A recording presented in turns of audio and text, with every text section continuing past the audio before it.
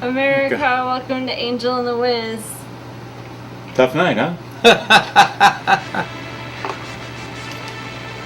Not a tough night. It was a, I'm very full. 23. I'm very full. I had a very big breakfast Really? at 10 o'clock this morning. Oh, very good. It's always healthy. Yeah, and I think it's now starting to hit my stomach. Right.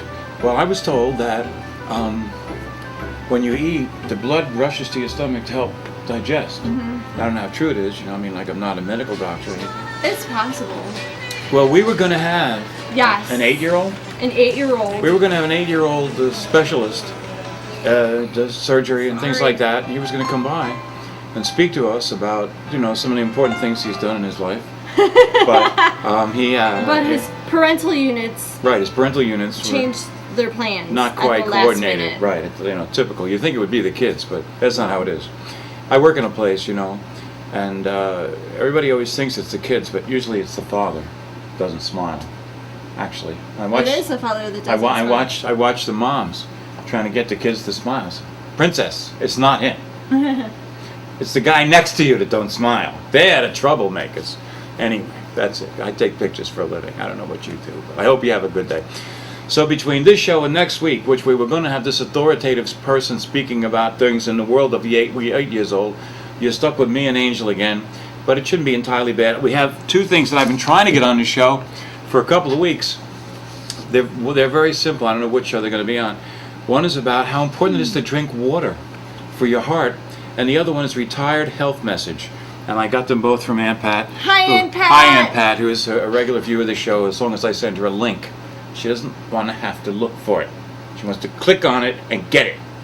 You know, but she's my aunt. I have my mom's sister. You do things for your aunts. You have to do things for your aunt and stuff like that. So, because we couldn't get a real 8-year-old, we have Suzy Blunderful at the dump, part 1. So we'll still be covering the same age group. And I just spent the last hour repairing everything, undoing it, because I didn't read your email till a few minutes ago, till about an hour and a half ago. So anyway. Oh, and I just want to say to everybody who watches the O'Reilly report, he's been taking credits and bows all week for his comments about things in the black community. Those of you who watch Angel and the Wiz know that was all said days before him, right here on Angel and the Wiz. I don't get any accolades, I don't get national coverage, I'm just a regular person, a regular schlub. But the fact of the matter is we dealt with those problems days before anybody else. Wouldn't that be awesome if he plagiarized your words? He didn't plagiarize my words, but he took what I said and what nobody had said and what nobody pointed out and did it. Maybe he's a viewer. Hello, Mr. O'Reilly. Well, if you are, Bill, you got more. To you. Well, I'm not just that, but I have good friends. I have friends that are Bills. You do. Okay, I get along well with Bill. So, Bill, if you are watching, at least it shows you are cut above, because you know where the real information flows from. Okay? Just, you know. So, I don't really know what to talk about. Well, I mean, I shouldn't say that, you know, because we're trying to keep a certain decorum. You just got to make sure it's okay. You know, yes, it's passable throughout, you know, the world. I would like to see, but one thing I will say about it, what we said in our message to the black community was all true, and it was good that. And Ronald Reagan said you can do a lot of things as long as you're not worried about who gets credit for it. Okay. And that's where I come from. And it was important what he said, and it started a whole dialogue. And the saddest thing of all is that there are still so many black leaders that are running around defending the wrong things, thinking they're doing good when they are hobbling the black community, and it's a shame. And not everybody in the black community. Let me tell you, that a lot of people in the black community have blown those people off. I see them at my work. I see them a lot of places. They're moving on up. They got their act together, and they don't listen to that. And they don't just blindly follow. And that's good. And I think that's a good thing to see. I think personally. So, but now we still have to get through to the Republicans. The GOP is like I told you they need a independent. they need something. They still didn't get it. We got liberal libertarian. They need someone on the liberal side of independence, media consultant. our message to the black community got a lot of views, but the one to the GOP who desperately needs to see it didn't get as many, and that's unfortunate because we still right now the GOP has an elite on top that is afraid they're afraid of the media. They're afraid to make a stand. They think every time they've done things in the past, the media has turned on them. They fail to realize that the media is permanently turned on them. Forget it. And it's not the same as it was. Last time the government was shut down, all you had was the liberal media telling you it was everybody else's fault. Now you've got Fox News, you got bloggers, you got a lot of conservative websites, you got talk radio, they really have the ability to get the other side of the news out if you take the time to tell it. Okay? And I still hold you accountable for the fact that you've got to go out into the areas that you don't think people like you and explain to them what a mistake they've made.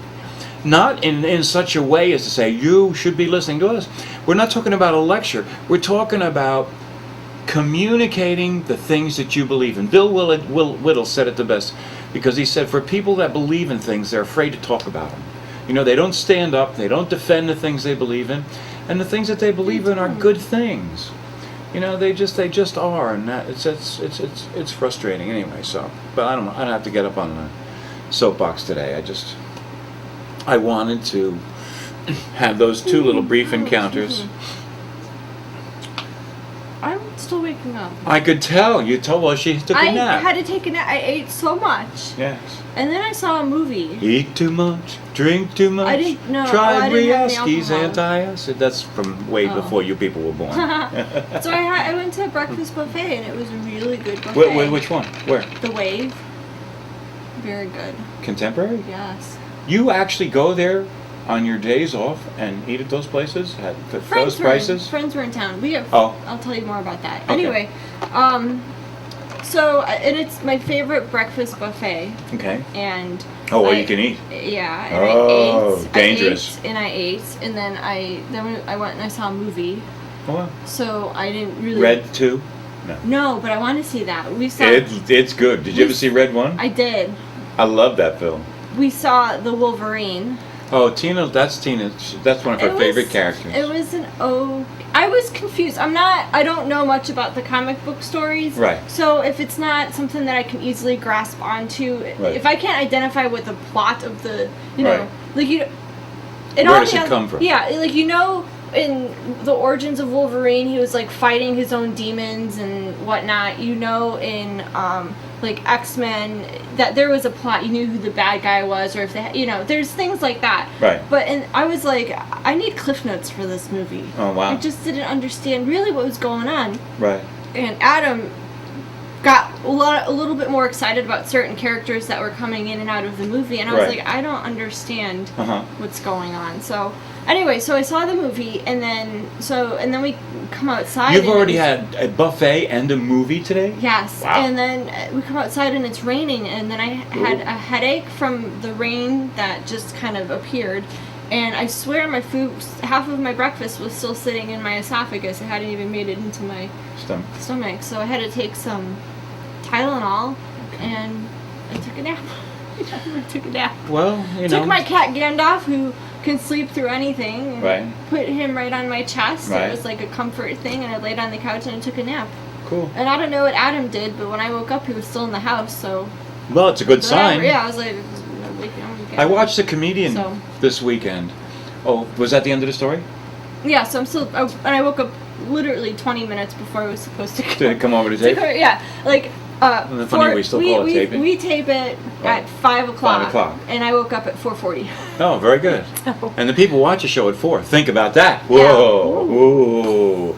Except for the Saturday viewers. The people that watch the show on YouTube. You see, for those of you that watch us on Manhattan Neighborhood Network, and I cannot praise their work enough. They're very important to the community.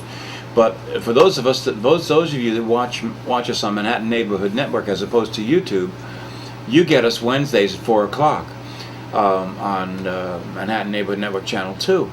for everybody else, those shows go up on Saturday night and on YouTube, and not necessarily the week before they're Sometimes done. a couple Sometimes weeks. a couple of weeks before, Yeah. and then they kind of catch up. That's why we're not spot on incidents, because we I just have to say to the New Yorkers, right.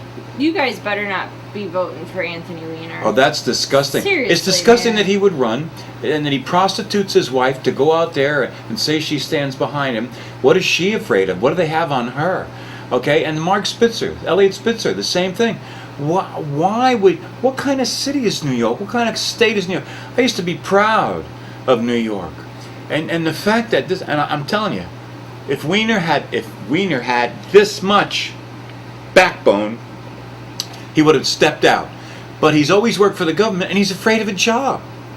And I can tell you, look at Bill Clinton. You're a Democrat. You're a liberal Democrat in New York. Somebody's going to give you a job, and you won't have to do any work there either. You know, you'll come in, you'll pick up your paycheck. You won't have the power that you once had. But when you send text messages and text photos around and are and you're a predator, I don't care what anybody says, you are a sexual predator. And you do not deserve to be in the public domain. You don't deserve to be in the public office. And you just don't. And I don't mean any disrespect, but you've disrespected yourself to such a level that we couldn't. Say, I do mean disrespect. You're an idiot. Like, well, that's one way of looking at it. You disrespected yourself. We're just jumping on your bandwagon, and your wife buddy. and everything else that you you're supposedly believe in. You're a disgrace. That's what you are, and you need to deal with the fact that you're a disgrace. Y'all should hop the river or whatever and go to New Jersey and vote for Chris Christie. Yeah, well, he disappoints me too, I'm afraid. And another thing I can't stand is they have a chance to defund Obamacare by not passing the GOP, the people in now. And they're so scared that it's going to cause a government shutdown and that Obama's going to beat them up. Let me tell you something. Obama is not Bill Clinton. Nobody trusts him anymore. His rating is down, way down. People are even the Democrats, even the unions are starting to see what a travesty Obamacare is. This should have never been passed. And I blame you people that got bought and paid for by the Obama administration, or blackmailed because they have the NSA. They've got every single thing you've ever done in your life, and you're talking about giving them more stuff. You're out of your bloody minds. I mean, you're out of your minds. The NSA can tap my phone all they want. I got nothing to hide. Well, me either. I have nothing to hide because I'm on TV. I know that everything I've done is out there anyway. Right. But that's not the point. The point is we have a right as Americans to expect privacy. Bush implemented that program. That was during the Patriot Act. That was during a war. Now I'm getting tired. One second. I am getting tired and tired and tired. Yes, but this is not how it was written. The guy that wrote it said it's been misused. Okay? These people are out of control. These people came into office. They won. They have consequences. It was Obama that says you punish your enemies. What kind of guy is that? He doesn't deserve to be president. I'm too tired to think about those. Well, okay, and we don't have to get into it. I'm not going to rant rave. My logical faculties are not working right now. All I'm saying is that we deserve a right of privacy. We do not deserve to have the government. If you get a warrant and you look somebody up, you do not have the right to just float in and listen to everybody and everything. It's none of your business. That's the problem with the government that we have now. And this guy Obama, who knows where he was born or who his father was, probably Frank Davis, that's why he's hiding his birth certificate, is because, and they've proven, and you can send me letters, I don't care what you do, they've proven that the birth certificate that he presented was false. And it was very simple. A picture of a birth certificate is one level. Everybody that knows the computer knows what I'm saying now. You take a Xerox of something, it's flat. You cannot isolate things. You cannot move things, okay? It's done. It's a done deal. You can go in and you can move all kinds of stuff on that birth certificate that was presented. Because, see, in the old days when the CIA did this kind of stuff, they were really first class. They knew exactly how to do stuff. When they went to frame Oswald for the murder of John Kennedy, they didn't just put his head on somebody else's body holding the gun and the paper and all of that stuff. Then they made that picture, but then they photographed that picture on Marina's camera. okay, so that they had a totally flat, immovable, finished product. See, they used to be really, really good, okay? I mean, I'm sure there's still a bunch of them that are really, really good, but I can just tell you. I'm sure the CIA did not create the certificate because they're better quality than that. Well, it was somebody that's helping him. So somebody that has, you know, and I got to tell you, he don't have the strongest group of cats behind him. I can tell you. How many maybe more he's, years until he's out of office? Well, it's not soon enough. It's probably 3.5 years, or let's say it's almost 3 years. Yeah. But what we have to do is we have to win the Senate He just back came back in and get Harry Reid or whatever his name is, get him out of control of the Senate, and we got to kill Obamacare. Obamacare has to be destroyed. Obamacare must go. There are some pieces of it that I guess are fine. okay. Have the pieces. Don't have that. That it is a complete travesty to allow the government to handle our health care. You know what? See, you don't have to worry. They think you're a Democrat. You'll have health care for as long as you want. I'm not registered as you're an independent now, and I'm an independent now. But they'll look back at my history and they'll tap my phone and they'll blackmail people, whoever they have to. I'm pretty sure my phone's tapped anyway.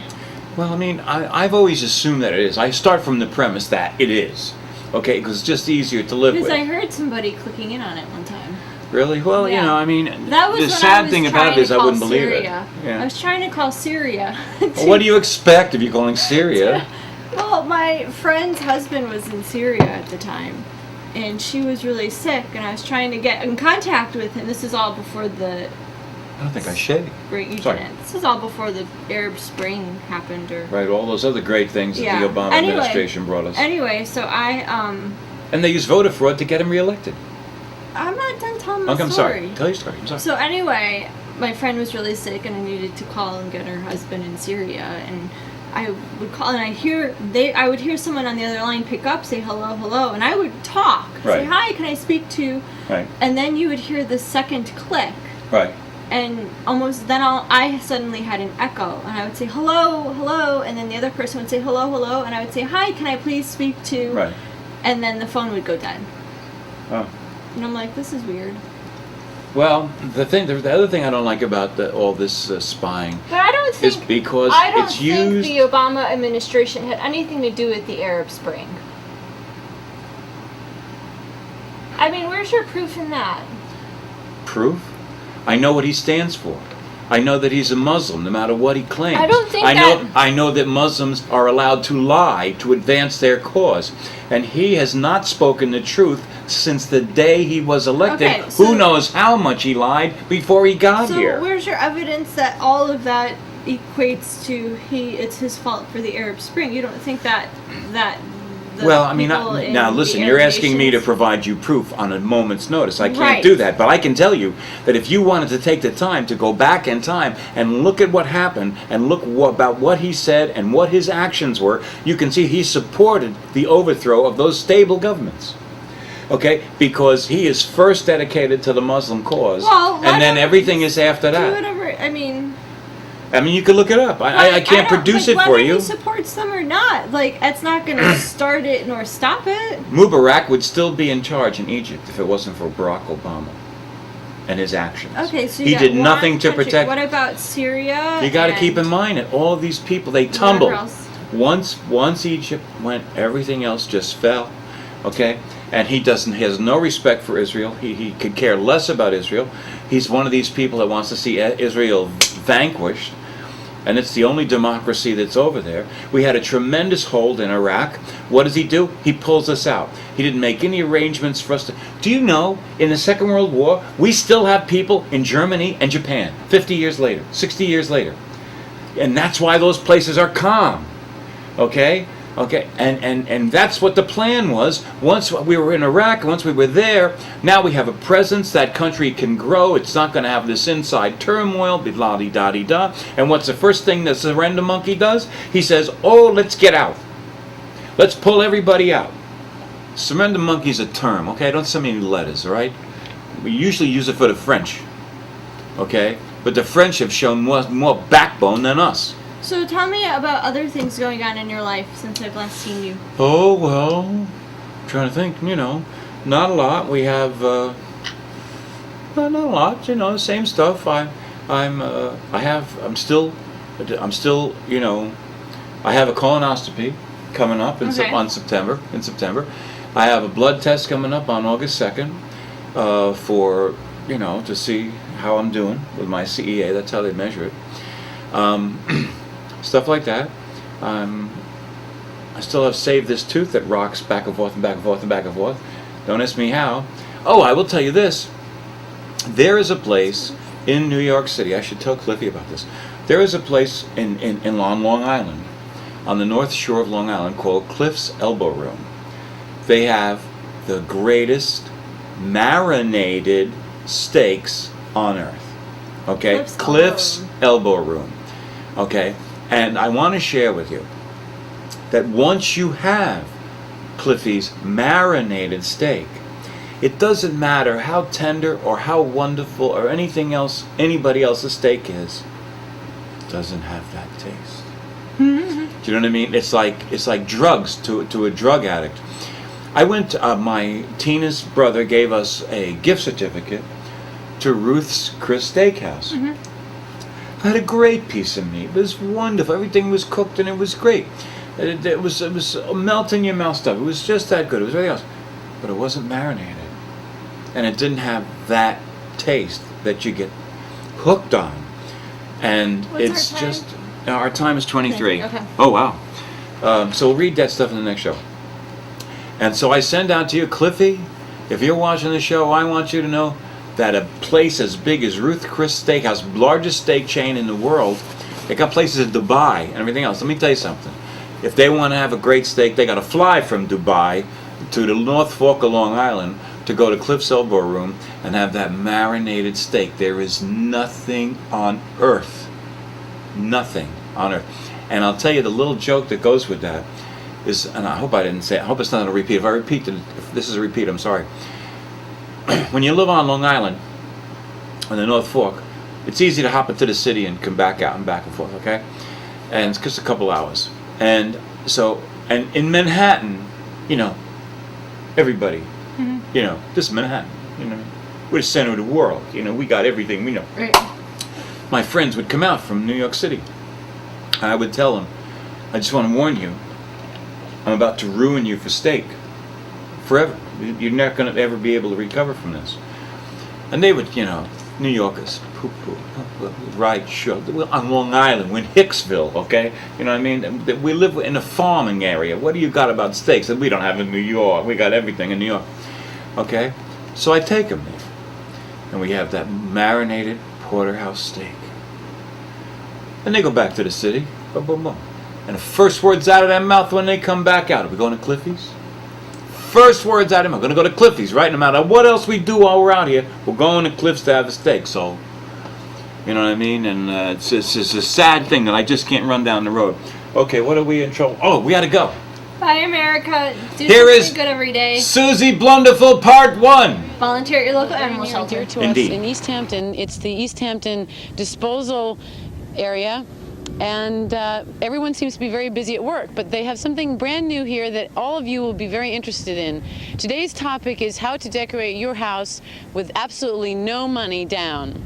One of the major items that we found today at the dump is a sofa. And Dave, if you'll come with me, we can show our viewers the beautiful sofa. We're not sure of the make, but it could be a Castro convertible. It could be from Lifestyles. Now, for all those people who are coming to the Hamptons and are moving in for Memorial Day weekend, we think this is a great place to start looking for things. Okay, let's look at this sofa. First of all, it's pale yellow. And it's very soft, Dave. It's nice and comfortable. It actually comes in two big pieces. So if you are inviting a lot of weekend guests, you'll be nice and comfortable all weekend long. And I wouldn't worry about getting it dirty if you have dogs or cats or kids, because it's already filthy. There are some shoes here, which pair of shoes for man and lady, and with all the hot spots to go to out here, you want to look fashionable, and these are barely even worn. I'll tell you, Dave, I might, you know, take these with me. What do you think? What do you think, Dave? It'd be a big addition to your wardrobe, Suzy. Yeah, well, you know, I've been wearing these sneakers. Maybe I should just leave these here and take these with me. You know? I bought these at Caldor's for $4, but on my salary working for this network, you know, it's all I could afford. But hey, look, a pocketbook for women who have a lot of shopping to do in the Hamptons. This was donated by somebody. Now, what's so great about the salvage area is that ambiance is what counts. And I just want you to take a look at this tent. It's brightly colored. It looks beautiful. It makes me feel like I'm shopping in a really nice area. And I think that that's what the Hamptons is all about. Really a chic store. And this is a very exciting thing. We have to go over here right away because I have an empty kitchen. And Dave, this is really something I could use. Hold on one second. What's your name? John Cawley. And where did you get this table? Nathan's. Nathan's in New York? No, Oceanside. Oh, but that's a hot dog place, right? Yeah. Now, if I take this home, will you supply hot dogs to go with it? No, you owe me $599 if you take that home. Oh, well, then I'll wait till you leave because when you brought it here. Now, let's sit down. Here, sit down. Sit down. What's your name? John. John, what? Come down and sit down. Now, have you used this table at your house? Come on over here. Sure, it used to be in our living room. I beg your pardon? It used to be in our living room. It did. Yeah. And are you getting a new table? Are you renting out your house for the summer? Oh, no. We live there permanently now. Oh, well, I thought maybe you were putting in new furniture for the summer people. No. No. Is that a new T-shirt you're wearing? Sure is. Well, let's take a look at this, Dave. Right from San Diego, California. That's a good T-shirt. I think you should leave that here and take the table back. Nah. This is my wife's T-shirt. You'd have to. Unisex dressing. Yeah. You'd have to get it from her if you want it. Okay. So you brought this table all the way from where? Oceanside. And you brought just because you heard that this was the place to bring old stuff. Yeah, this was the place. This was the hottest spot in town. Did you think you'd get coverage because you heard the Hamptons were so chic that if you brought your furniture here, it would definitely be picked up and somebody famous would take it? Oh, absolutely, yes. Well, who are you hoping might pick this up? Oh, Paul Simon, Billy Joel. Paul Simon, Billy Joel, you know, any famous artist. Yeah, Billy This is a Joel's collector's down here item. with us just 10 minutes ago. Yeah, yeah. we just saw him, but we couldn't interview him because he didn't want us to know. He doesn't want anybody to know that he comes here. He's been buying Christy some of her clothing here, and you know, he doesn't want anyone to know this is the hot spot to be. But we found out about it. So, I think this is really nice, Dave. I think it would look good in your place. You know, nice seats, heart shape. If you go out on a date. You don't go out too often on dates, but, you know, sort of suggestive of a little romance, maybe candlelight dinner. What do you say? I don't know, then I have to buy all new furniture to upgrade to this standard, Susie. Well, okay, well, you enjoy the summer. Okay. All right, and you can watch okay. this tonight on Channel 27. We're going to be on with, what's happening in the Hamptons. Okay?